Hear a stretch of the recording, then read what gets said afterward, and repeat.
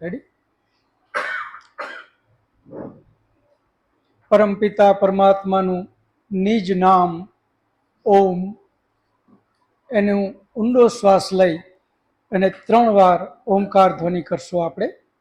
હૃદયથી પરમાત્માને યાદ પણ કરીએ કે હે પરમાત્મા, તું અમને સત્ય વિદ્યાઓ તરફ લઈ જા. ઓ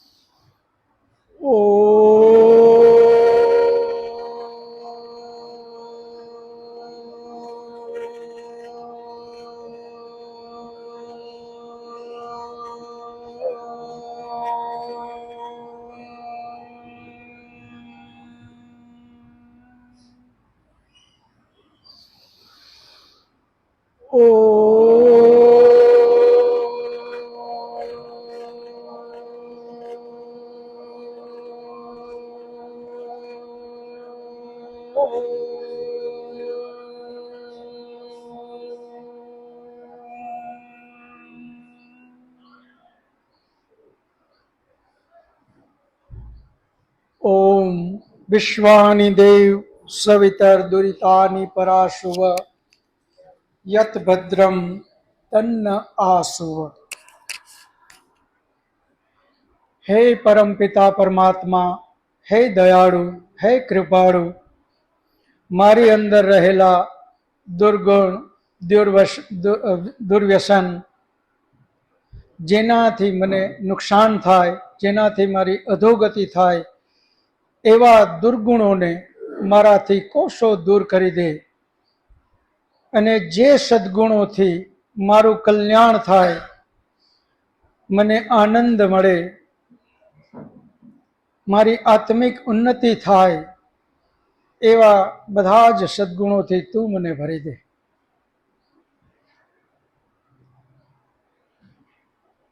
વૈદિક મહાસભાનું જન્માષ્ટમી પછીનું આ પહેલું અને ટોટલ 6 સત્ર આપણા પૂરા થયા અને આજે 7મું સત્ર છે. આ 7મા સત્રમાં આપ બધા ધર્મપ્રેમી ભાઈઓ અને બહેનોનું ખૂબ ખૂબ સ્વાગત છે. આપણે જેમ દર વખતે વાત કરીએ એમ એક વાત તો દર વખતે હું કરતો જ રહીશ, એ છે આપણા ધર્મના મુખ્ય ગ્રંથનું નામ 4 વેદ છે. જ્યારે જ્યારે પણ મુખ્ય ગ્રંથની વાત આવે તો આપણે બધા જ સમસ્ત સનાતન સમાજનો એક જ જવાબ હોય અને એ છે મુખ્ય ગ્રંથ 4 વેદ: ઋગ્વેદ, યજુર્વેદ, સામવેદ, અથર્વવેદ.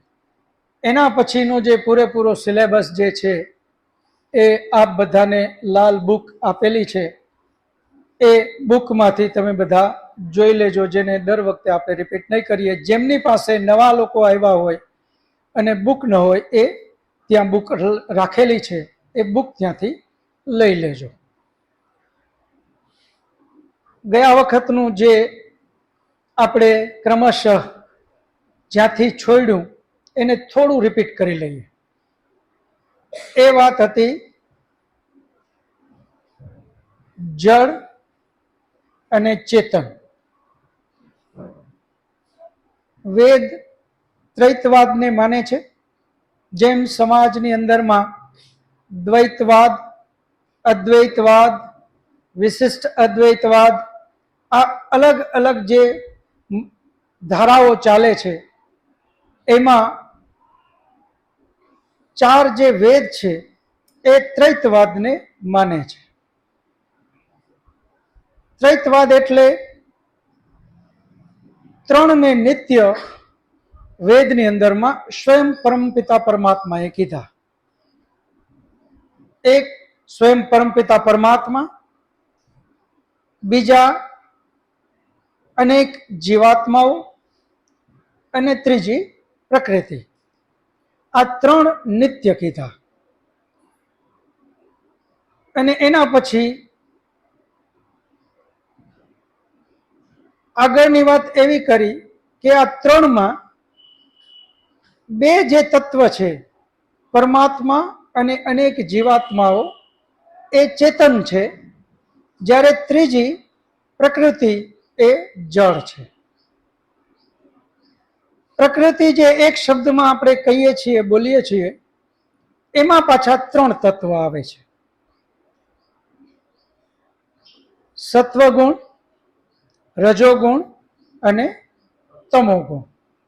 આ ત્રણ તત્વ, એને એક શબ્દમાં આપણે પ્રકૃતિ બોલીએ છીએ. તો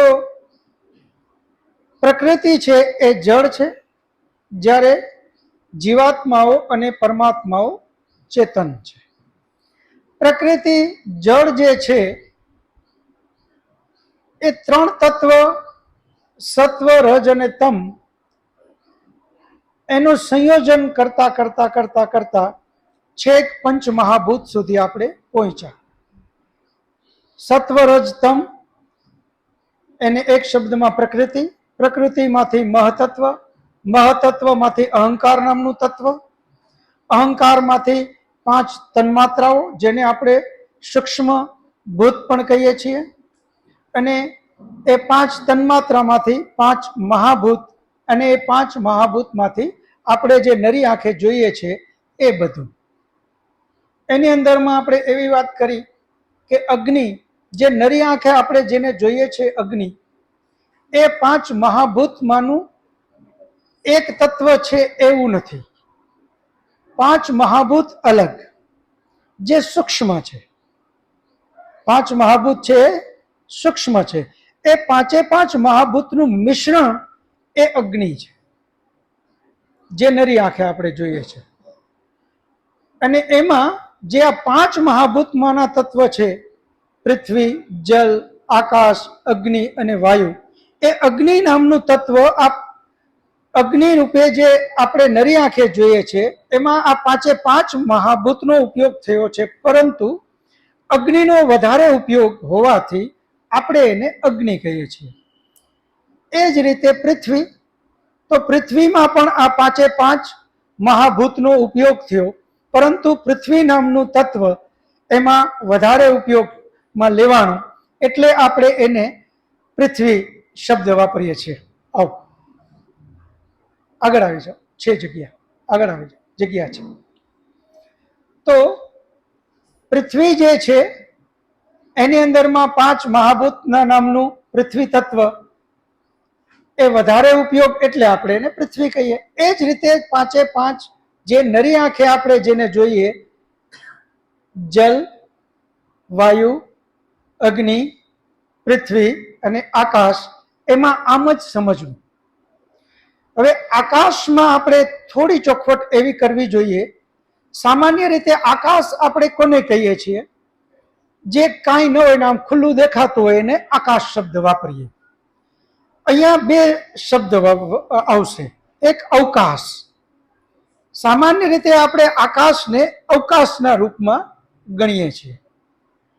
અહીંયા જે પાંચ મહાભૂતની વાત છે, એ પાંચ મહાભૂતમાં જે આકાશ છે, એ આકાશ એક તત્વનું નામ છે, એક વસ્તુનું નામ છે. અવકાશના રૂપમાં એ આકાશ અહીંયા નથી. યાની એક રો મટીરિયલ છે. આકાશ એટલે શું છે? Raw material. તો આકાશ રો મટીરિયલ, પૃથ્વી રો મટીરિયલ, જલ રો મટીરિયલ, વાયુ રો મટીરિયલ અને અગ્નિ રો મટીરિયલ. તો આ પાંચે પાંચ જે અહીંયા વાત આવે છે, પાંચ મહાભૂત, એ રો મટીરિયલના રૂપમાં આપણે એનો ઉપયોગ લેવાનો છે. તો અહીંયા અગ્નિ, પાંચ મહાભૂતમાં જે અગ્નિ શબ્દ વાપરીએ એને આ અગ્નિ ન ગણી લેવી. પાંચ મહાભૂતનું જે જલ કહીએ એને આપણે જે પીએ છીએ એ જલ તરીકે ન ગણવું. એ જ રીતે વાયુ, ત્યાં જે વાયુ તરીકે, એ વાયુ રો મટીરિયલ છે. પાંચ મહાભૂતમાંનું એક રો મટીરિયલ. એ આ જે વાયુ આપણે સ્પર્શ કરીએ છીએ ચામડી દ્વારા, એ વાયુ નથી. એ જ રીતે આકાશ, એ જ રીતે અગ્નિ, એ જ રીતે જલ, એ જ રીતે વાયુ, આ બધાને આપણે સમજવું. તો આ પાંચ મહાભૂત. મૂળ પ્રકૃતિ યાની સત્વરજ અને તમ એ જળ હોવાથી આ બધું જ એમાંથી જે બને એ જળ. આપણે એક નિયમ સિદ્ધાંતના રૂપમાં લખ્યું કે જળમાંથી હંમેશા જળ જ બને. જળમાંથી કોઈ દિવસ ચેતન બની શકે નહીં. તો જળ કાયમી માટે જળ જ રહે. જળ કોઈ દિવસ ચેતન થઈ શકે નહીં. તો એનો અર્થ ઉલટો પણ કહી શકીએ આપણે કે ચેતન કાયમી ચેતન જ રહે. ચેતનમાંથી જળ કોઈ દિવસ શક્ય નથી. તો ચેતન એક અલગ સત્તા, જળ એક અલગ સત્તા. જળની અંદરમાં પ્રકૃતિ એની એક સત્તા છે. ચેતનની અંદરમાં બે જીવાત્માઓ અને પરમાત્મા એની પણ અલગ સત્તા છે. એટલે આપણા વેદમાં ત્રણ સત્તાને નિત્ય સ્વીકારેલી છે. એક પરમાત્મા, જીવાત્માઓ અને પ્રકૃતિ. આ ત્રણ સત્તાને અલગ અલગ વેદમાં સ્વીકારી છે. ત્રણેયની સત્તા અલગ છે. સામાન્ય રીતે આપણે માનતા હોઈએ છીએ કે આત્મા એ પરમાત્માનો અંશ છે, પરંતુ વેદમાં એવું નથી. આત્માની સત્તા અલગ છે, પરમાત્માની સત્તા અલગ છે. પરમાત્મા એની રીતે અલગ ચેતન છે, જ્યારે આત્મા સ્વતંત્ર રીતે અલગ ચેતન છે. અને પ્રકૃતિ સ્વતંત્ર રીતે એક જળ પોતાની સત્તા છે. તો ત્રણ સત્તા પોતપોતાની રીતે સ્વતંત્ર છે. પરમાત્મા, જીવાત્માઓ અને પ્રકૃતિ. એમાં આપણે એક વાત એવી કરી કે જે પ્રકૃતિમાંથી જે બને છે એમાં આપણે બે શબ્દ વાપરતા હતા. કોને યાદ છે? જેમાંથી બને અને જે બન્યું એના માટે આપણે કારણ અને કાર્ય શબ્દ આપણે વાપરો. જેમાંથી બને એને આપણે દાર્શનિક ભાષામાં કારણ કહેવાય અને જે બન્યું એને કાર્ય કહેવાય. તો કારણ અને કાર્ય એ બંને સાપેક્ષ શબ્દ છે. એ બંને શું છે? સાપેક્ષ શબ્દ છે. એ અલગ અલગ પણ થઈ શકે. જેમ કે સત્વ, રજ અને તમમાંથી જે બન્યું એ પ્રકૃતિ. તો પ્રકૃતિ શું થયું અહીંયા? કાર્ય. સત્વ, રજ, તમ કારણ. હવે પ્રકૃતિમાંથી જે પેલું તત્વ બન્યું એ છે મહતત્વ. તો અહીંયા હવે પ્રકૃતિ છે એ કારણ થઈ જશે અને મહતત્વ કાર્ય થઈ જશે. હવે મહતત્વમાંથી શું બન્યું? અહંકાર. તો હવે અહીંયા પાછું ઉલટું થઈ જશે. હવે મહતત્વ કારણ અને અહંકાર કાર્ય. અહંકારમાંથી પાંચ તન્માત્રા યાની કે પાંચ સૂક્ષ્મ ભૂત. જેમ પાંચ મહાભૂત છે એ જ રીતે પાંચ સૂક્ષ્મ ભૂત છે, જેને આપણે તન્માત્રા કહીએ છીએ. હવે ત્યાં પણ આપણે પાંચ તન્માત્રાના નામ કોઈને આવડતા હોય તો? જી બેન. શબ્દ, સ્પર્શ, રૂપ, રસ અને ગંધ. હવે આ પાંચ તન્માત્રા છે. હવે આ પાંચ તન્માત્રાને પણ ફરી પાછો એકવાર આપણે સમજી લઈએ. જેમ કે શબ્દ, તો આપણે સામાન્ય રીતે શબ્દ કોને કહીએ છીએ? જે અહીંયાથી હું બોલું છું એ શબ્દ. આપણે લખીએ છીએ એ શબ્દ. તો અહીંયા પાંચ તન્માત્રામાં આપણે એ ભૂલ ન થાય એટલા માટે અહીંયા જે શબ્દ તરીકે જેના માટે આવ્યો છે એ શબ્દ એ એક રો મટીરિયલના રૂપમાં આવ્યો છે. આ પાંચ તન્માત્રા પણ રો મટીરિયલ છે. તો એ શબ્દ પણ એક રો મટીરિયલ છે, જેનો ગુણ અવાજ છે, ધ્વનિ છે. એ જ રીતે શબ્દ પછી આવ્યું રૂપ. સામાન્ય રીતે આપણે રૂપ કોના માટે વાપરીએ?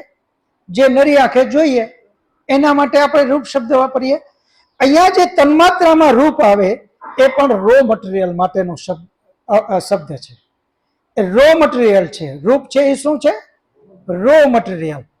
આપણે કંઈક બનાવવું છે, રોટલી, અને એનું રો મટીરિયલ શું? તો કે લોટ. હવે લોટને જ આપણે કંઈક બીજા નામથી ઘણા બોલાવતા હશે, તો એના માટે અલગ અલગ શબ્દો હોય છે. એમ અહીંયા આ 5 તન્માત્રામાં આ રૂપ પણ એક રો મટીરિયલ છે, જે આપણે નરી આંખે જોઈએ છે ને જે રૂપની વાત એ અહીંયા નથી. તો શબ્દ, રૂપ, રસ. રસ પણ આપણે જીભથી લઈએ છીએ, તો એ અલગ રસ છે. પરંતુ અહીંયા જે રસની વાત છે એ રો મટીરિયલની વાત છે. જે આ શબ્દ, રૂપ, રસ, ગંધ. ગંધ સામાન્ય રીતે નાક દ્વારા આપણે જે સ્મેલ કરીએ છીએ એને આપણે ગંધ કહીએ. તો અહીંયા એ ગંધની વાત નથી, અહીંયા પણ એ રો મટીરિયલ છે. અને શબ્દ, રૂપ, રસ, ગંધ અને સ્પર્શ. સ્પર્શ સામાન્ય રીતે આપણે ત્વચા દ્વારા કરતા હોઈએ, એની અહીંયા વાત નથી. એ સ્પર્શ પણ એક રો મટીરિયલનું નામ સ્પર્શ છે. તો એ 5 રો મટીરિયલ છે, જેને આપણે તન્માત્રા અથવા સૂક્ષ્મભૂત કહીએ છીએ. એ તન્માત્રા જે 5 રો મટીરિયલ છે, શબ્દ, રૂપ, રસ, ગંધ અને સ્પર્શ, એમાંથી 5 મહાભૂત બન્યા. અને એનું નામ આપણે અગ્નિ, જલ, પૃથ્વી, વાયુ, આકાશ, આ આપણે વાત કરીએ છીએ. તો એ રો મટીરિયલના રૂપમાં આપણે સમજજો. શબ્દ, રૂપ, રસ, ગંધ અને સ્પર્શ એ રો મટીરિયલ છે એમ સમજજો. આપણા શરીર દ્વારા જે આપણે અનુભવીએ છીએ એ અહીંયા તન્માત્રા માટે શબ્દ નથી. એ શબ્દ અલગ છે, રૂપ અલગ છે, રસ અલગ છે, ગંધ અલગ છે, સ્પર્શ અલગ છે. તો એ જે 5 તન્માત્રા છે એ રો મટીરિયલના રૂપમાં તમે આપણે બધા સમજશો. તો એ 5 તન્માત્રા, એમાંથી બન્યા 5 મહાભૂત. અને 5 મહાભૂતમાંથી આપણે જે જોઈએ છે પૃથ્વી, જલ, અગ્નિ, વાયુ અને આકાશ, એ બન્યા. હવે આમાં આપણે એક શબ્દ બીજો ઉમેર્યો હતો, જેમ કારણ અને કાર્ય. તો એ રીતે આપણે પરમાત્માએ જે કાંઈ બનાવ્યું એમાં આપણે 2 શબ્દ વાપર્યા હતા. પરમાત્માને આપણે નિમિત્ત કારણ બતાવ્યું હતું, અને કાર્ય. જે કાર્ય છે એની અંદરમાં રો મટીરિયલ યાની ઉપાદાન કારણ અને નિમિત્ત કારણ જેના દ્વારા બન્યું એ. તો પરમાત્મા દ્વારા સત્વ, રજ અને તમ ને મિક્સ કરી અને પ્રકૃતિ બની. બરાબર? તો પ્રકૃતિ જે છે એ કાર્ય, એનું ઉપાદાન કારણ શું? સત્વ, રજ અને તમ. એનું નિમિત્ત કારણ કોણ? તો પરમાત્મા. જેણે બનાવ્યું એ નિમિત્ત કારણ. તો નિમિત્ત કારણ હંમેશા ચેતન જ હશે, કારણ કે એ જ બનાવી શકે, ચેતન જ બનાવી શકે. જળ તો કોઈ દિવસ કાંઈ બનાવી શકવાનું નથી. જળની અંદરમાં બુદ્ધિ નથી, જળની અંદરમાં વિચાર નથી, જળની અંદરમાં પ્રેરણા નથી, જળની અંદરમાં કાર્ય કરવાની શક્તિ નથી. તો જળ કોઈ દિવસ એવું કંઈ નવું સર્જન કરી શકે નહીં. પરંતુ જ્યારે નિમિત્ત કાર્યની વાત આવશે તો આપણે ચેતનને જ કહેવું પડશે. અને એ નિમિત્ત કારણ ક્યાં સુધી ઈશ્વર રહેશે? છેક સત્વરજ તમને મિક્સ કરી અને બનાવતા બનાવતા બનાવતા બનાવતા બનાવતા પંચમહાભૂત, ને પંચમહાભૂતમાંથી જે આપણે જોઈએ છે ત્યાં સુધી માત્ર ઈશ્વર જ નિમિત્ત છે. કારણ કે ત્યાં મનુષ્યનું કામ નથી. મનુષ્ય કોઈ દિવસ સૂર્ય બનાવી શકે નહીં, મનુષ્ય કોઈ દિવસ તારા બનાવી શકે નહીં, મનુષ્ય કોઈ દિવસ હવા બનાવી શકે નહીં, મનુષ્ય જલ બનાવી શકે નહીં. મનુષ્ય દ્વારા જ્યારે બનશે ત્યારે 3 શબ્દ લાગુ પડશે. પરંતુ જે ઈશ્વર દ્વારા જે બન્યું એમાં 2, એક તો ઉપાદાન અને બીજું નિમિત્ત. કારણ એ કે પરમપિતા પરમાત્મા જે છે એ સર્વશક્તિમાન હોવાથી એ કોઈ દિવસ કોઈનો સહારો લેતો નથી. પરમાત્માને કોઈનો ઉપયોગ કરવાની જરૂર નથી, એટલે જ આપણે એને સર્વશક્તિમાન કહીએ છીએ. જ્યારે મનુષ્ય અલ્પજ્ય અને અલ્પશક્તિ બંનેમાં અલ્પ છે, એટલે એણે કંઈ પણ વસ્તુ બનાવવી હોય તો બીજાનો ઉપયોગ કરવો ફરજિયાત છે, એ બીજાનો ઉપયોગ લેવો પડે. તો આ જે 5 મહાભૂત ને પછી જે 5 તત્વ નરી આંખે દેખાય, એના પછી જે કંઈ આપણે બનાવીએ છીએ મનુષ્યકૃત, તો ત્યાં 3 વસ્તુ શબ્દ આપણે લાગુ પડશે. જેમ કે રોટલી જ, કારણ કે બહુ ઇઝી, સહેલામાં સહેલું ઉદાહરણ આપણે બધા નજર સામે હોય, રોટલી. તો રોટલી એક કાર્ય સમજો. હવે રોટલીનું ઉપાદાન કારણ શું? લોટ, કારણ કે જેમાંથી એ બન્યું એ એનું ઉપાદાન કારણ. એક લોટ, પછી બીજું પાણી, ત્રીજું તેલ, મોણ નાખીએ એટલે તેલ, ચોથું ઘી નાખતા હોય તો ઘી. એમાં જે જે વસ્તુ નાખી એ બધાને શું કહેવાશે? ઉપાદાન કારણ. એને શું કહેવાશે? રો મટીરિયલ, યાની જેમાંથી એ બન્યું એને ઉપાદાન કારણ. હવે એનું નિમિત્ત કારણ કોણ? જેમ આ બધામાં પરમાત્મા, તો રોટલીને બનાવવામાં નિમિત્ત કોણ? રસોઈયા, બેન અથવા ભાઈ જે હોય તે, એના દ્વારા એ બન્યું. હવે એ રસોઈયા દ્વારા જે કાંઈ રોટલી બની ગઈ, તો હવે એ સર્વશક્તિમાન ન હોવાથી એણે ઘણી બધી વસ્તુનો ઉપયોગ કરવો પડ્યો એ બનાવવા માટે. જેમ કે તાવડી, તવીથો,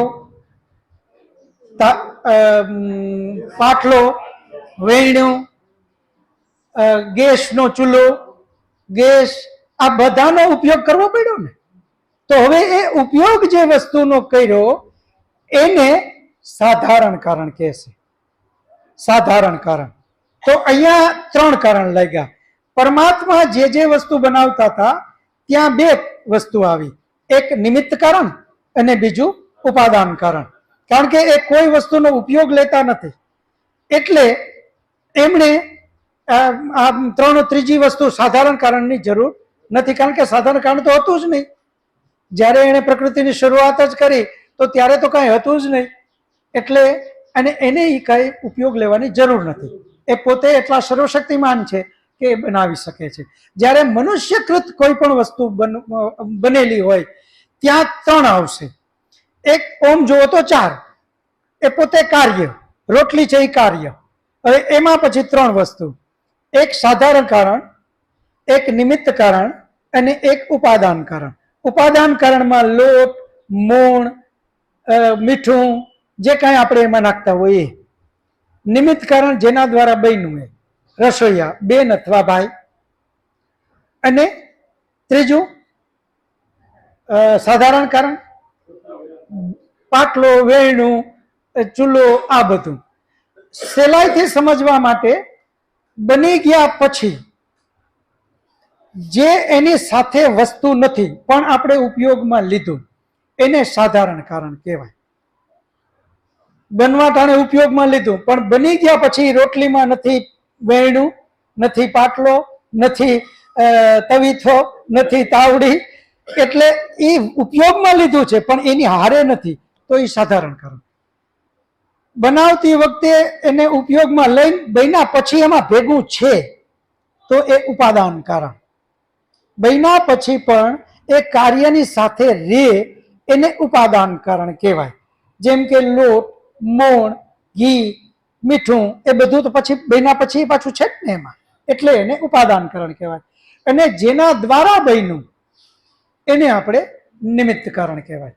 એટલે આ 3 વસ્તુ આપણે અહીંયા સુધી આપણે ગયા 6 સેશનમાં આ બધી જ વસ્તુને આપણે લીધી, જેની અંદરમાં આપણે જળ સૃષ્ટિ એના વિશે પણ ઘણી બધી વાતો કરી કે એ જળ શું કામે, કારણ કે નિયમ જ એ છે કે જળમાંથી જે બને તે જળ જ બને, ચેતનમાંથી જે બને તે એ ચેતન હંમેશા ચેતન જ રહે. હવે અહીંયા એક પ્રશ્ન આપણે સમજી લઈએ કે જળ જે વસ્તુ આપણે કહીએ છીએ આ ત્રણ,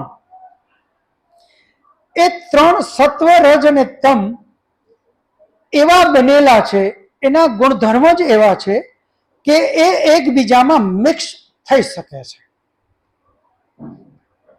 એ એકબીજામાં મિક્સ થઈ શકે છે અને એટલે એમાંથી અસંખ્ય વસ્તુઓ બની. અને આપણે એક સિદ્ધાંતના રૂપમાં લખ્યું હતું કે જે નવું બને એનો નાશ થાય, નવું બને એનો નાશ થાય. હવે અહીંયાથી આપણે વાતને આગળ ચલાવીએ. હવે તમે જુઓ, જે નવું બન્યું છે, પાંચ મહાભૂતમાંથી આ જે કાંઈ બન્યું એનોય નાશ થયો, કારણ કે બન્યું શબ્દ વાપરો આપણે. નવું ઉત્પન્ન થાય એનો નાશ થાય. તો પાંચ મહાભૂતમાંથી અગ્નિ, વાયુ, જલ, આકાશ, પૃથ્વી આ બન્યું તો એનો નાશ થાય. એમાંથી પાંચ મહાભૂત બન્યા આગળના સ્ટેપમાં, તો પાંચ મહાભૂતનો નાશ થાય. પાંચ મહાભૂત શેમાંથી બન્યા? પાંચ તન્માત્રામાંથી, એનો પણ નાશ થાય. પાંચ તન્માત્રા શેમાંથી બન્યા? અહંકારમાંથી, અહંકારનો પણ નાશ થાય. અહંકાર આગળ કેમાંથી બન્યું? મહતત્વ, તો મહતત્વનો નાશ થાય. મહતત્વ શેમાંથી બન્યું? પ્રકૃતિ, પ્રકૃતિને ખતમ કરો અને પછી કોઈ વસ્તુ રહી સત્વ, રજ અને તમ. આ સત્વ, રજ અને તમ જેને વેદમાં નિત્ય કીધા છે, એ કોઈ દિવસ બન્યા નથી. હવે નથી બન્યા તો એનો નાશ શક્ય નથી. જે આપણે કહીએ ને કે ઉત્પન્ન થાય એનો નાશ થાય, તો ઉત્પન્ન જેટલી વસ્તુઓ થઈ એનો નાશ થાય. અને નાશ શબ્દ માટે આપણે ગયા વખતે સમજાતા, નાશ એટલે શું? જેનો ખતમ કરતા કરતા કરતા કરતા આપણાથી પછી કાંઈ થાય ન શકે એનું નામ આપણે વિનાશ કહીએ. હકીકતમાં એ ખતમ થતું નથી, પણ એ એના આગલા રૂપમાં રૂપાંતરિત થાય છે. આ રૂપાંતરિત થવું એનું નામ જ આપણે વિનાશ કહીએ છીએ. તો જેમ જેમ સત્વ, રજ ને તમ મિક્સ થયા અને એમાંથી બન્યું, એમ કરતા કરતા કરતા કરતા છેક પ્રકૃતિ સુધી અત્યારે નરી આંખે જે જોઈએ એ ત્યાં સુધી પહોંચીએ તો એ બધાને પાછું મૂળ રૂપમાં આગળના રૂપમાં રૂપાંતરિત થતું જાય, રૂપાંતરિત થતું જાય. પરંતુ જ્યાં સત્વ, રજ અને તમ આવી ગયા એટલે ત્યાં અટકી જશે ગાડી. વેદની અંદરમાં સ્વયં પરમપિતા પરમાત્માએ કીધું કે સત્વ, રજ અને તમ એ નિત્ય છે. નિત્યનો અર્થ જ એ કે જે કોઈ દિવસ પહેલી વાર બન્યું નથી અને કોઈ દિવસ છેલ્લી વાર નાશ થવાનો નથી. આ બાજુ અનાદિ છે અને આ બાજુ અનંત છે. એને જ આપણે નિત્ય શબ્દ વાપરીએ. તો સત્વ, રજ અને તમના રૂપમાં આ ત્રણ રો મટીરિયલ નિત્ય છે. જીવાત્માઓ નિત્ય છે અને પરમાત્મા નિત્ય છે. પ્રકૃતિનું હવે બરાબર આપણે સમજી લીધું કે એ નિત્ય પણ છે અને જળ છે. હવે વાત આવી છે જીવાત્માની. તો જીવાત્માઓ પણ અસંખ્ય છે.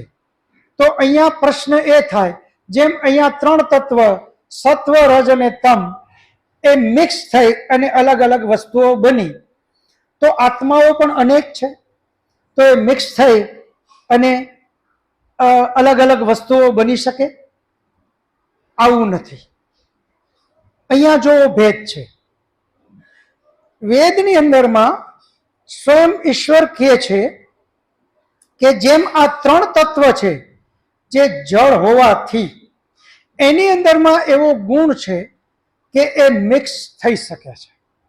જ્યારે આત્માઓ અસંખ્ય હોવા છતાં એક એક આત્મા પોતાની રીતે સ્વતંત્ર છે.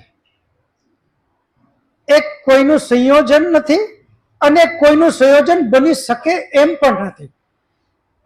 અહીંયા 3 તત્વ, સત્વ એ કોઈનું સંયોજન નથી, રજ એ પણ કોઈનું સંયોજન નથી અને તમ એ પણ કોઈનું સંયોજન નથી, પરંતુ એ ત્રણેય પાછા સંયોજક બની શકે છે. ભેદ સમજો. આત્માઓ અસંખ્ય, પરંતુ એ કોઈનું સંયોજન નથી અને કોઈનું સંયોજક બની શકે પણ નહીં. આવા એના ગુણ છે. આવું શું કામે? તો એના માટે આપણે એક વસ્તુ સમજીએ કે જેમ આપણે કહીએ કે અગ્નિ, જે આપણી નરી આંખે દેખાય છે અગ્નિ, એ અગ્નિને અડીએ અને આપણે દજાડે. હવે કોઈ એમ પ્રશ્ન કરે કે ભાઈ અગ્નિ દજાડે શું કામે? તો એનો જવાબ એકદમ શોર્ટમાં એટલો જ હોઈ શકે કે ભાઈ એનો ગુણ જ ઈ છે. જો એ દજાડે નહીં તો એને અગ્નિ જ ન કહેવાય, તો એને અગ્નિ જ ન કહી શકાય. બરફને જઈને અડીને એમ કહે કે ભાઈ આ દજાડે નહીં, આ અગ્નિ આવી કેમ? ભાઈ એ અગ્નિ નથી, એ તો બરફ છે. તો અગ્નિ માટે આપણે અમુક પ્રશ્નો એટલા માટે આ ચોખવટ કરું કે દાર્શનિક ભાષામાં એને અતિ પ્રશ્ન કહેવામાં આવે. અમુક પ્રશ્ન જ્યાં જેનો જવાબ જ નથી તો એને શું કહેવામાં આવે? અતિ પ્રશ્ન. કે ભાઈ આ તમારો અતિ પ્રશ્ન છે. એનામાં ગુણ જ છે અગ્નિમાં દજાડવાનું. હવે આપણે એમ પૂછીએ કે ભાઈ અગ્નિ દજાડે શું કામે? તો એનો કોઈ જવાબ નથી, એનો ગુણ જ છે. જો એ અગ્નિ દજાડે નહીં તો એને અગ્નિ જ ન કહેવાય. એમ આત્માના જે ગુણ છે, પ્રકૃતિના જે ગુણ છે એ બધા અલગ અલગ છે. પ્રકૃતિના ગુણ સત્વ, રજ અને તમ, એના ગુણ જ એ છે કે એ સંયોજન એનું થઈ શકે, એ મિક્સ થઈ શકે અને એમાંથી નવી વસ્તુ આપણે બનાવી શકીએ. અને એટલે જ આપણે એ બનાવતા બનાવતા બનાવતા બનાવતા બનાવતા બનાવતા છેક આપણા મકાન, આ જે કાંઈ ચીજ વસ્તુઓનો ઉપયોગ કરીએ ત્યાં સુધી આપણે પહોંચી શક્યા. જો બનતું જ ન હોત તો સૃષ્ટિનું સર્જન જ શક્ય નથી. સૃષ્ટિનું સર્જન જ શક્ય નથી. એટલે આ સત્વરજ અને તમ એના ગુણ જે છે કે એને મિક્સ કરીને અલગ અલગ વસ્તુઓ બનાવી શકાય. જ્યારે આત્માનો ગુણ જે છે કે એ કોઈનો સંયોજક બની શકે નહીં. એ ચેતન તત્વ ઇન્ડિવિજ્યુઅલ સ્વતંત્ર સત્તા છે. સુરેશભાઈનો આત્મા એ અલગ છે, ઇન્ડિવિજ્યુઅલ છે, એની સત્તા અલગ છે. એની આ સત્તા આ શરીર પૂરતી છે. જ્યારે મુરલીભાઈનો આત્મા એ અલગ સત્તા છે, એ એમના શરીર પૂરતી એમની સત્તા છે, એ ઇન્ડિવિજ્યુઅલ છે. મનસુખભાઈનો આત્મા કે ભીમાણી સાહેબનો આત્મા કે આ જે કંઈ આપણે કહીએ એ આત્માઓ જે છે એ પોતપોતાની રીતે અલગ સ્વતંત્ર સત્તા ધરાવે છે. એ કોઈમાં મિક્સ થાય નહીં. તો આત્મા વિશે હવે અલગ અલગ વસ્તુઓ આપણે સમજીએ. આત્માના ગુણ લખીએ. પહેલું, આત્મા ચેતન છે. બીજું, આત્મા, અહીંયા અસંખ્ય શબ્દ જ્યારે જ્યારે હું બોલું ત્યારે એ મનુષ્ય પૂરતી સીમિત રાખજો, સમજજો. ટૂંકમાં અસંખ્ય આપણા માટે એટલા માટે આપણે શબ્દ વાપરીએ કારણ કે આપણી કેપેસિટી નથી કે આત્માને આપણે ગણી શકીએ. એ અર્થમાં અસંખ્ય છે. પરંતુ પરમાત્મા સર્વજ્ઞ, સર્વશક્તિમાન, સર્વત્ર હોવાથી એને ખબર છે કે આત્માઓની સંખ્યા કેટલી. એટલે પરમાત્માની દ્રષ્ટિએ જ્યારે વાત કરીએ તો આત્માઓની સંખ્યા ફિક્સ છે, એમાં ન વધે ન ઘટે. એ આત્માઓની સંખ્યા ફિક્સ છે. તો આત્મા ચેતન છે. ચેતન હોવાને હિસાબે આત્મામાં સુખ દુઃખનો અનુભવ થાય છે. આત્મા રાગ અને દ્વેષ યાની રુચિ અને અરુચિ, ગમવું ન ગમવું, એવું પણ આત્મા કરી શકે છે. આત્મા ચિંતન કરી શકે છે. આત્મા પ્રયત્ન કરી શકે છે. આત્મા ચિંતન મનન કરી શકે છે. આત્મા નિર્ણય લઈ શકે છે. આ બધા જ ગુણ આત્માના છે.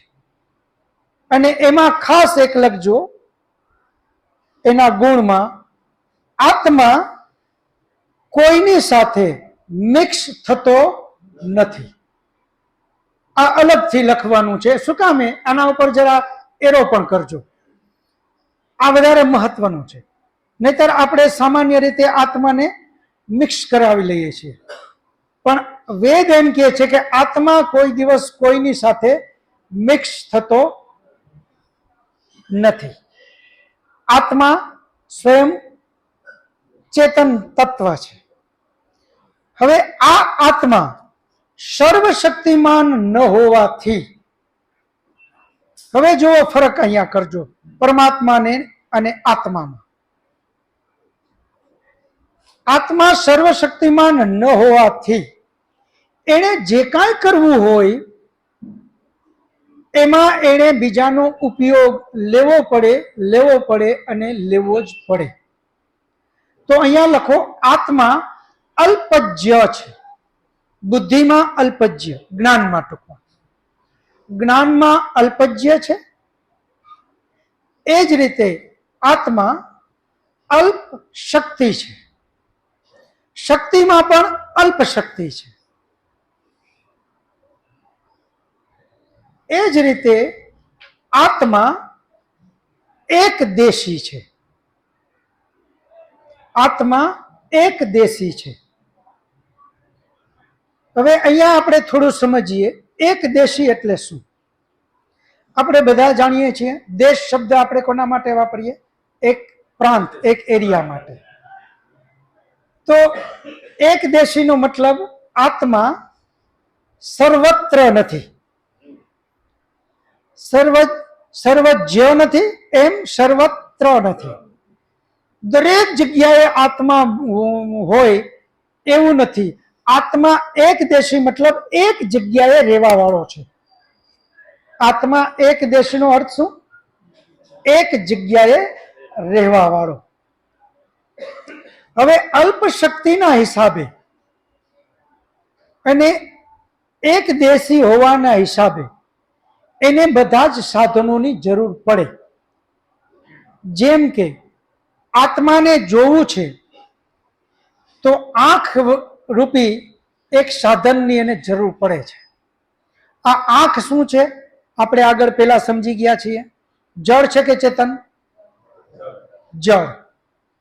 બરાબર સમજજો, એટલે ખૂબ જ સરળતાથી આ બધું સહેલાઈથી સમજાતું જશે. આ આંખ શું છે? જળ છે. જેમ આ ચશ્મા શું છે? જળ છે. એ જ 5 મહાભૂતમાંથી બનેલા ચશ્મા અને એ જ 5 મહાભૂતમાંથી બનેલી આ આંખ. આ આંખમાં અને આ ચશ્મામાં કોઈ ભેદ નથી. આ એક સાધન છે. આ સાધન કોનું છે? આત્માનું. આપણે સામાન્ય રીતે એવું સમજીએ કે જોવે છે કોણ? આપણે સામાન્ય રીતે શું શબ્દ વાપરતા હોય? આંખ. જોવે છે કોણ? તો કે આંખ. હકીકતમાં દાર્શનિક ભાષામાં આપણે કહીએ તો આંખ દ્વારા આત્મા જોવે છે. આંખ દ્વારા કોણ જોવે છે? આત્મા જોવે છે. એ જ રીતે કાન, કાન દ્વારા આત્મા સાંભળે છે. આ કાન શું છે? સાધન છે. અહીંયા મુખ્ય મારો જે કહેવાનો ઉદ્દેશ્ય છે એ છે કે આ બધા જ સાધન એ આત્મા માટે જરૂરી છે. આત્મા સર્વશક્તિમાન ન હોવાથી એને આ બધા જ સાધનોની જરૂર છે.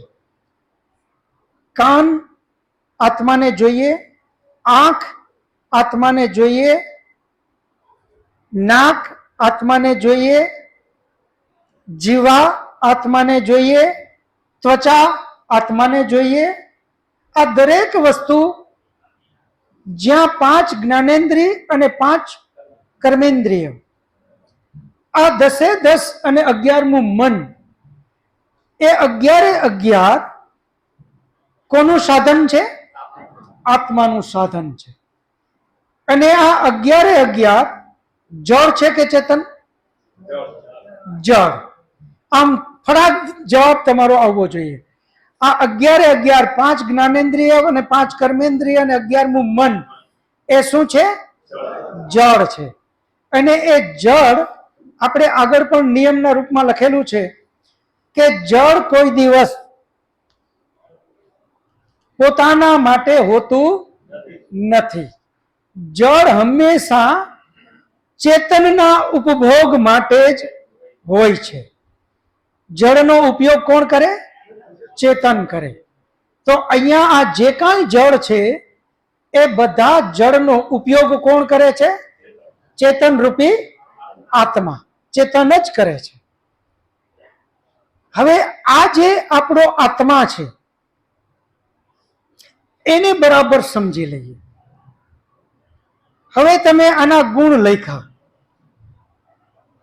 એને પસંદ, નાપસંદ, ગમવું, ન ગમવું, સુખ, દુઃખ, ચિંતન કરવું, મનન કરવું, સંકલ્પ, વિકલ્પ, નિર્ણય લેવો, આ બધા જ આત્માના ગુણ છે. આત્મા એકદેશી, આત્મા અલ્પશક્તિ, અલ્પજ્ય, આ બધા જે એના ગુણ છે. હવે આપણે એ જ આત્મા ઉપર બરાબર ચિંતન મનન આપણે કરીએ.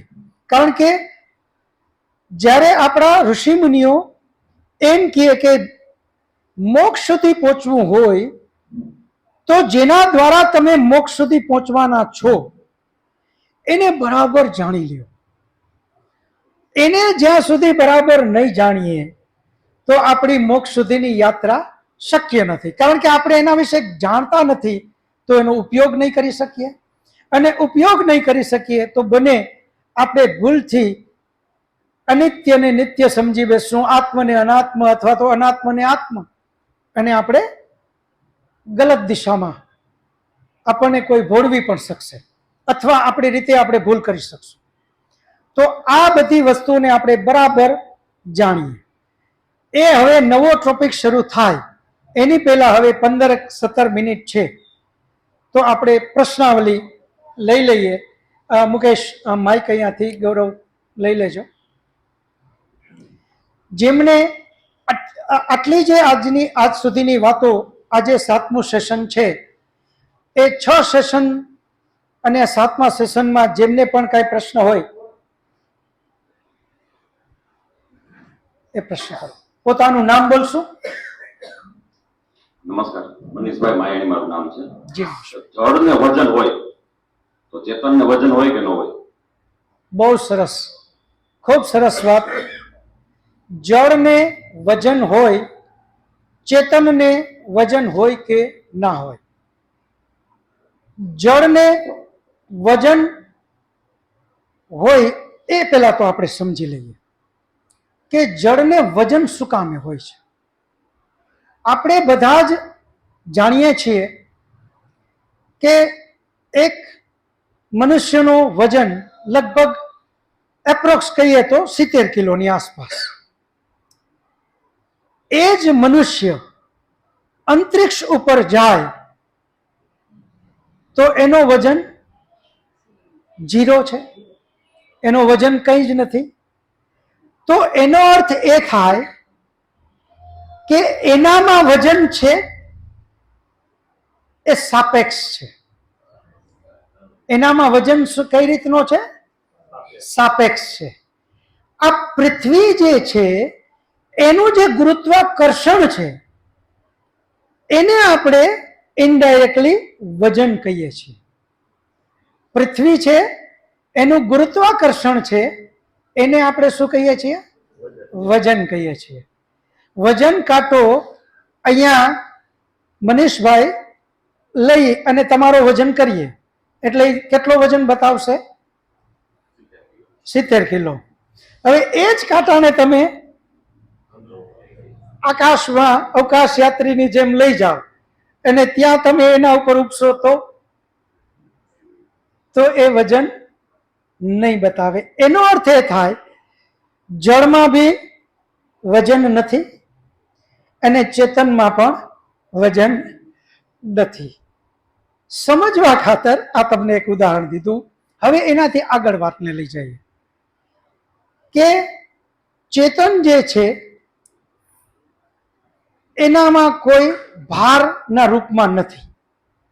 ભારના રૂપમાં એમાં કંઈ છે જ નહીં. ચેતન જે છે એ જો વજનના રૂપમાં કહીએ તો પરમાત્માની એવડી સાઈઝ બતાવી છે આપણા સ્વયં ઈશ્વરે પોતાના માટે લખ્યું વેદમાં કે હું સર્વત્ર વસેલો છું. અને એ પણ કઈ રીતે? સપરિયગાત. દરેક જગ્યાએ એક સરખો સર્વત્ર વસેલો છું. ક્યાંય ઓછો ક્યાંય વધારે એવી રીતે પણ નહીં. દરેક જગ્યાએ એક સરખો જો વસેલો હોય અને જો એનામાં વજન હોય તો આપણે બધા દટાઈ જઈએ. પરંતુ પરમાત્મા સૂક્ષ્મ છે. હવે અહીંયા પણ ફરી પ્રશ્ન આવશે એટલે એને આગળ આપણે લેશું કે સૂક્ષ્મ કઈ રીતે? આવડો મોટો પૂરા બ્રહ્માંડમાં સમાયેલો અને છતાં પણ પાછો સૂક્ષ્મ. એ જ રીતે આપણે આત્મા એ પણ સૂક્ષ્મ. હવે એ ગુણ પણ લખજો. આત્મા અણુરૂપ છે યાની સૂક્ષ્મ છે. આત્મા અણુરૂપ છે. અણુ જે અણુ પરમાણુ આપણે કહીએ ને એમ વેદમાં આત્મા માટે અણુરૂપ શબ્દ વાપર્યો છે. આત્મા અણુરૂપ છે યાની સૂક્ષ્મ છે. હવે આ સૂક્ષ્મતાને સમજી લઈએ.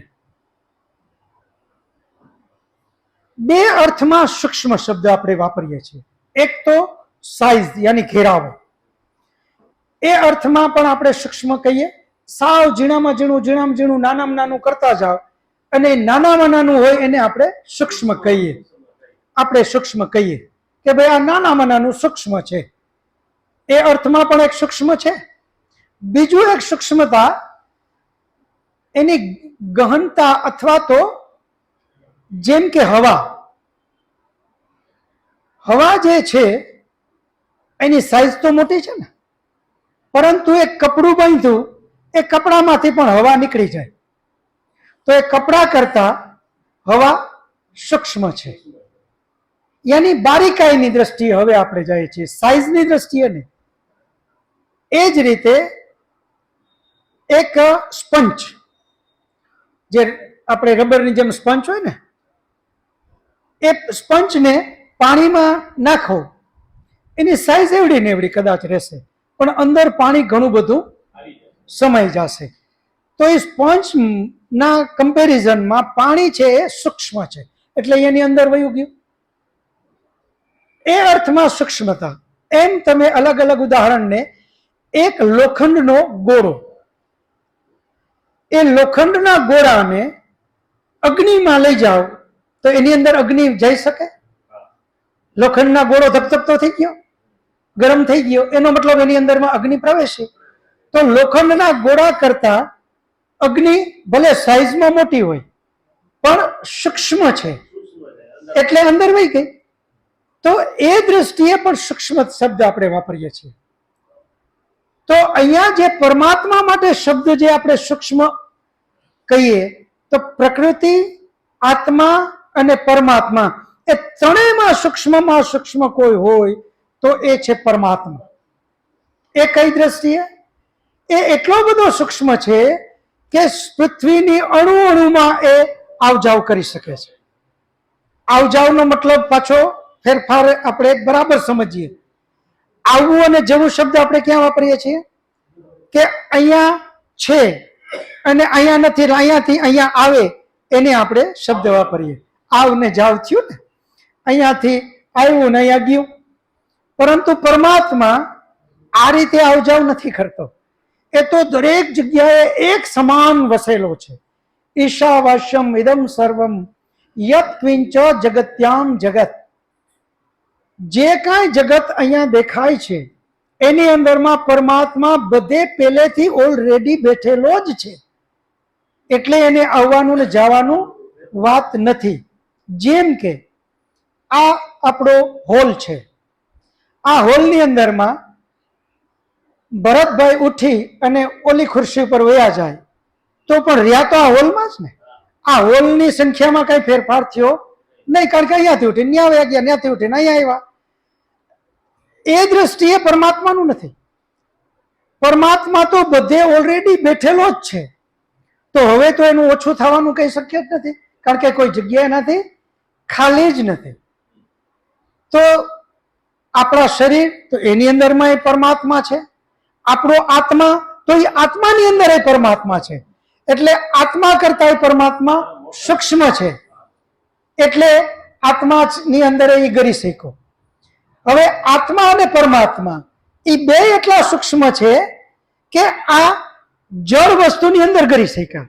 તો આ પાંચ મહાભૂત કરતા એ આત્મા સૂક્ષ્મ અને આત્મા કરતા પરમાત્મા સૂક્ષ્મ. શું કામે? કે આ પાંચ મહાભૂત જે છે શરીર એટલા પૂરતો તો આત્મા બધે ગયો, પણ પરમાત્મામાં પાછો એ પરમાત્મા એની અંદર ગરી ગયો. પરમાત્માથી તો કોઈ જગ્યા ખાલી જ નથી. તો એ દ્રષ્ટિએ વજનની જ્યાં વાત આવે તો વજન ના તો આત્મામાં છે, ના પરમાત્મામાં છે, ના પ્રકૃતિમાં છે. એ માત્ર આપણે આપણી દ્રષ્ટિએ આને આપણે વજન કહીએ છીએ. બીજો કોઈ પ્રશ્ન? વેદમાં જેને અહંકાર કહેવામાં આવે છે, જી. એ અહંકારને કયા અર્થમાં લેવાનો?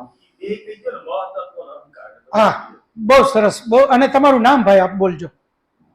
દિગ્પાલભાઈ ખાચર. દિગ્પાલભાઈ ખાચર, બહુ સરસ.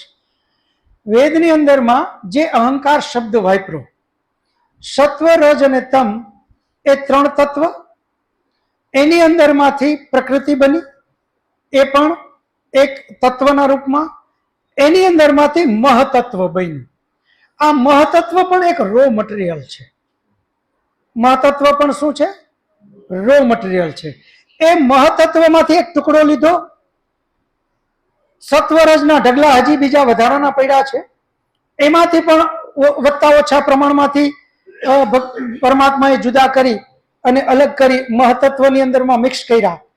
અને હવે જે બન્યું એ તત્વનું નામ છે અહંકાર. અહંકાર અહીંયા આપણે જેને સામાન્ય ભાષામાં વાપરીએ અભિમાન માટે, એ નથી. આ અહંકાર એક તત્વનું નામ છે, રો મટીરિયલનું નામ છે. જે અહંકારમાંથી પાંચ તન્માત્રાઓ અને ઉભય ઇન્દ્રિયો બને છે. એટલે એ અહંકાર શું છે? રો મટીરિયલ છે. એક તત્વનું નામ એક રો મટીરિયલના રૂપમાં આપણે સમજવું. એ અહંકાર અભિમાનના રૂપમાં અહીંયા નથી કહેવામાં આવતું. તો એ અહંકાર છે. જી બેન, બોલો.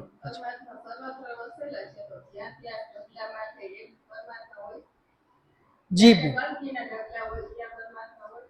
બરાબર.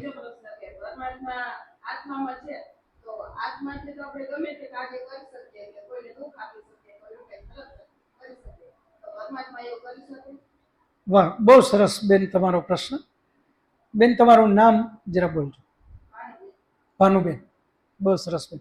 બેનનો પ્રશ્ન છે કે પરમાત્મા જો સર્વત્ર વસેલો હોય તો પરમાત્મા ગંદકીમાં હોય ખરો? કચરાના ઢગલા પડ્યા હોય જ્યાં ત્યાં પરમાત્મા હોઈ શકે ખરો? તો બે રીતે આપણે પરમાત્માને અલગ ગણશું. એક તો જે સુખ દુઃખનો અનુભવ થાય છે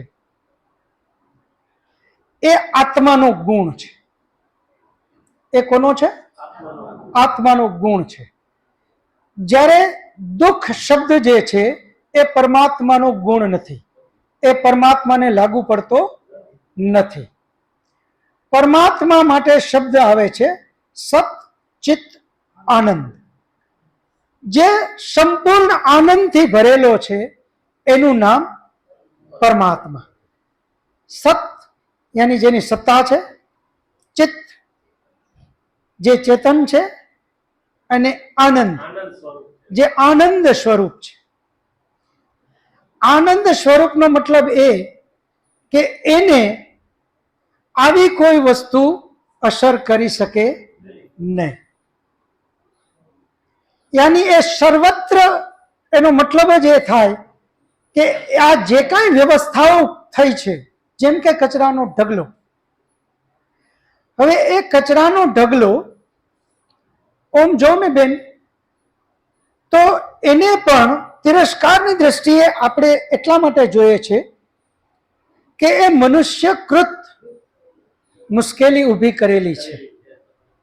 એ એની જગ્યાએ હોવું જોઈએ ત્યાં ન કરતા આપણે ગમે ત્યાં કરવા માંડ્યા, એટલે તિરસ્કૃત છે. પરંતુ એનું તમે આગલું સ્ટેપ વિચારો કે એ જે વ્યવસ્થાઓ કરી, એની અંદરમાં કોહવાવું, એની અંદરમાં દુર્ગંધ આવવી, એની અંદરમાં કીડાઓ પડવા, આ વ્યવસ્થા કોણે કરી? પરમાત્માએ. આ વ્યવસ્થા કોણે કરી? પરમાત્માએ કરી છે. અને એ એની વ્યવસ્થાનો ભાગ છે બેન. એનાથી એને સુગ ના ચડે, એનાથી એને તકલીફ ન પડે. જો એ વ્યવસ્થાનો ભાગ એને ન બનાવ્યો હોત તો આ કચરાનું થાત શું? જો આ કચરો કોહવાત જ નહીં અને ફરી પાછો ખાતર બનત નહીં, તો આ કચરાનું આપણે કરત શું? એટલે આ વ્યવસ્થા પણ પરમાત્માની જ એક ભાગ છે. એટલે પરમાત્મા સર્વત્ર છે અને તો જ ત્યાં આ બધું કરી શકે છે. જ્યાં કચરાનો ઢગલો હોવો જોઈએ ત્યાં અગર હોય તો એ આશીર્વાદ છે. પરંતુ એ કચરો મનુષ્યના ભૂલને કારણે ઘરના બંગલો 50 કરોડનો બનાવ્યો હોય, પણ ઘરની બહારે સામાન્ય કચરો છે તો એ પણ એને ઉઠાવવો નથી. આટલો વરસાદના પાણીમાં ત્યાં ખાડો થયો ને ત્યાં ગંદકી થાય, ત્યાં 25-50 હજારના ખર્ચથી પણ પોતાનું આંગણું સરસ થતું હોય તો એ એમ કે મારું કામ નથી, એ તો કોર્પોરેશન યા સરકાર કરે. તો આ ભૂલ આપણી છે. એ કચરો જ્યાં ત્યાં આપણે ફેંકીએ છીએ એટલે એ કચરો આપણને નડે અને ગંદકી આપણને થાય છે. કારણ કે સ્મેલ એ આપણું ગુણ છે આત્માનો, અને આપણને સારી સ્મેલ ગમે છે, સુગંધ ગમે અને દુર્ગંધ ન ગમે. એ આપણો ગુણ છે, પરમાત્માનો નથી. આ એક જવાબ દે કે પરમાત્મા સર્વત્ર છે, એમાં કોઈ પ્રશ્નને સ્થાન નથી. કારણ કે પરમાત્માએ જ આ બધી વ્યવસ્થાઓ કરી છે. એક નંબર 2, તમે એમ કીધું બેન કે આત્માની સાથે પરમાત્મા રહે છે, તો શું પરમાત્મા ખોટું કરી શકે? કારણ કે આત્મા તો ખોટું કરે છે. તો હવે અહીંયા પાછા આપણે બે સત્તાને સમજવી. આ શરીરમાં એક આપણો આત્મા જે આ શરીરનું સંચાલન કરે છે, એના માટે એક દાર્શનિક શબ્દ વાપર્યો છે, સ્વાભિમાની આત્મા. શું શબ્દ વાપર્યો? સ્વાભિમાની આત્મા. સ્વાભિમાની આત્મા એટલે શું બેન? આ શરીરની અંદર જે નિયંત્રણ કરે છે, જેની સત્તા છે આ શરીર પૂરતી, એને સ્વાભિમાની આત્મા કીધું. એના સિવાય આ શરીરની અંદરમાં બીજા ઘણા જીવજંતુઓ છે, એ પોતપોતાના શરીરના સ્વાભિમાની આત્મા છે. એ આ શરીરના સ્વાભિમાની આત્મા નથી. આ શરીર દ્વારા યાની અત્યારે મને તમે સુરેશ કહો છો, તો સુરેશભાઈ દ્વારા જે કાંઈ કર્મ કરવામાં આવે છે એ એના સ્વાભિમાની આત્મા દ્વારા છે. પરમાત્મા આ શરીરમાં આત્માની સાથે રહે છે એનો અર્થ એવો નથી કે ફક્ત આ શરીરના આત્મા સાથે જ છે. જેમ હમણાં જ આપણે વાત કરીએ એમ ફરી પાછા બધા બરાબર સમજજો. આત્મા એકદેશી, પરમાત્મા સર્વત્ર છે. એ બધે જ વસેલો છે. એટલે આત્મામાં પણ વસેલો છે અને આ શરીરમાં પણ છે, બારે પણ છે. વેદનો એક મંત્ર છે, તદ જતી તદ જતી તદ ન જતી તદ દુરે તત્વંતિ કે તત અંત અશ્ય સર્વસ્ય તત ઉ સર્વસ્ય અશ્ય બાહ્યતા. એ એમ કહે છે કે હે મનુષ્ય, હું તો સર્વત્ર છું, બધે જ જગ્યાએ છું. અને જત એકમ મનસો જવીય નૈન દેવા આપનવન પૂર્વમર્ષત તદ ધાવતો નાન્યતે સ્થિતિ સ્થત તસ્મિન્નપી માતરિશ્વા દધાતિ. ગમે એટલું તેજ ભાગો, ગમે એટલું તેજ ભાગો, હું તારા કરતા પેલો ને બેઠેલો જ છું. તારા કરતા પેલોનો મતલબ, કારણ કે તારે ડિસ્ટન્સ કાપવાનું છે. હું તો બધે જ છું, તો હું તો તારા કરતા પેલો બેઠેલો જ છું. હવે એનાથી મારાથી તું ભાગીને ક્યાંય દૂર જઈ શકવાનો નથી. અને સ્વામી દયાનંદ સરસ્વતીજી, એને રાજસ્થાનમાં એક પ્રલોભન આપવામાં આવ્યું કે સ્વામીજી, તમે જો આ બધું જે પાખંડનું આને બધો વિરોધ કરવાનો બંધ કરો તો તમને આ મોટા મઠાધીશ બનાવી દઈએ અને આટલા સોનામોરો આપીએ અને આટલું બધું તમારું અમે સન્માન કરીએ. ત્યારે સ્વામી દયાનંદ સરસ્વતીજીએ એટલો જ જવાબ દીધો, અને જોઈ કે તમે નહીં કરો તો ધમકી દીધી સ્વામી દયાનંદને, તો રાતોરાત તારે આ મારું જગ્યા છોડી દેવી પડશે. એટલે સ્વામી દયાનંદ સરસ્વતીજી કીધું કે હે રાજન, તે મને જે આ પ્રલોભનો આપ્યા અને છેલ્લે ધમકી દીધી, હવે તારું રાજ્ય તો આટલું કે હું અહીંથી એક ઠેકડો મારું, તારા રાજની બારે વયો જાઉં કે. પણ જે પરમપિતા પરમાત્મા, જેનો હું ઉપાસક છું, એ તો પૂરા બ્રહ્માંડમાં વસેલો છું. એનો દ્વેષ કરી, એનો જો હું દોષી બનું તો હું એનું રાજ છોડીને ક્યાં જઈ શકીશ? એ તો પૂરા બ્રહ્માંડમાં વસેલો છે. એના દંડથી તો હું ક્યાંય ન બચી શકું. હે રાજન, તારી ઈચ્છા હોય તો અત્યારે જ હું આ તારું રાજ છોડી દઉં, પણ સત્યને હું ક્યારેય છોડી શકીશ નહીં. એ રીતે પરમપિતા પરમાત્મા આપણને આ બધી જ વાતો કરે છે. આત્મા, સમય હવે અતિક્રમણ થાય છે 3 મિનિટ. આત્માની સાથે પરમાત્મા રહે છે. એનો અર્થ એ છે બેન કે આત્મા એકદેશી હોવાથી, પરમાત્મા સર્વત્ર હોવાથી આત્મા પરમાત્માની અંદર રહેલો છે. પરંતુ પરમાત્માએ આત્માને વિશિષ્ટ વિવેક બુદ્ધિ આપી અને કર્મ કરવામાં સ્વતંત્ર બનાવ્યો. અને કર્મ કરવામાં સ્વતંત્ર બનાવી અને એમ કીધું કે હે આત્મા, તું કર્મ કરવામાં સ્વતંત્ર છો, ફળ તને હું આપીશ. એમ કહી અને એને સ્વતંત્ર બનાવી. અને જ્યારે જ્યારે આત્મા જે કાંઈ કર્મ આ શરીર દ્વારા થાય છે તો એ પરમાત્મા નથી કરતો, એ આત્મા કર્મ કરે છે. અને પરમાત્મા તો ગલત કર્મ કરવા જાય જ્યારે આત્મા, ત્યારે પરમાત્મા એને રોકે છે. એ અવાજને પણ એ નથી સાંભળતો અને પરિણામે એ દોષનો ભાગી બને અને પરમાત્માના દંડનો ભાગી બને છે. એ જે કાંઈ કરે છે એ આત્મા કરે છે, પરમાત્માને. સમય પૂરો થાય છે, શાંતિ પાઠ કરીએ. ઓમ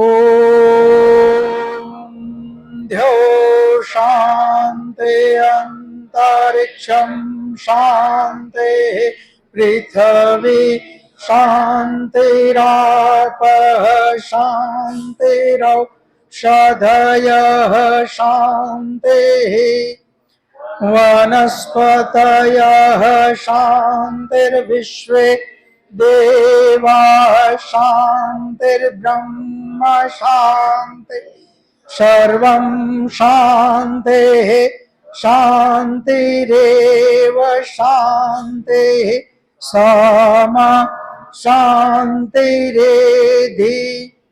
ઓમ શાંતિઃ શાંતિઃ શાંતિઃ સર્વેભ્યો નમઃ સબ